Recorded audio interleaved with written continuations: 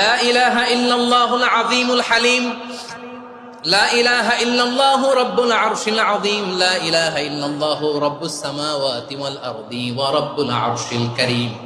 এই যে বললাম, রেকর্ড হয়ে গেছে। এখন তো আর ইনস্ট্যান্ট মুখস্থ না হলো, পরে মুখস্থ করে নেবেন। আল্লাহ ছাড়া কোনো উপাস্য নাই, তিনি সুমহান, মহা সহিষ্ণু। আল্লাহ ছাড়া কোনো উপাস্য নাই, তিনি সুমহান, আরশের অধিপতি। আল্লাহ ছাড়া কোনো উপাস্য নাই, তিনি আকাশের মালিক, জমিনের মালিক, তিনি সুবিশাল আরশের অধিপতি। সুবহানাল্লাহ পড়েন। এই দোয়াটা কেউ যদি পড়ে যদি এর ওসিলা করে দোয়া করে, তাকে বিপদ থেকে মুক্তি দেয় কে? মনে থাকবে আপনাদের? তাহলে বিপদের প্রথম ধাক্কায় কি যেন পড়তে হয়? ইন্না লিল্লাহ। তারপরে কি বলে আল্লাহর কাছে নিজেকে সঁপে দিতে হয়? দেয়ালে পিঠ থেকে গেলে লা ইলাহা ইল্লা আনতা সুবহানাকা ইন্নী কুনতু মিনাজ জালিমিন।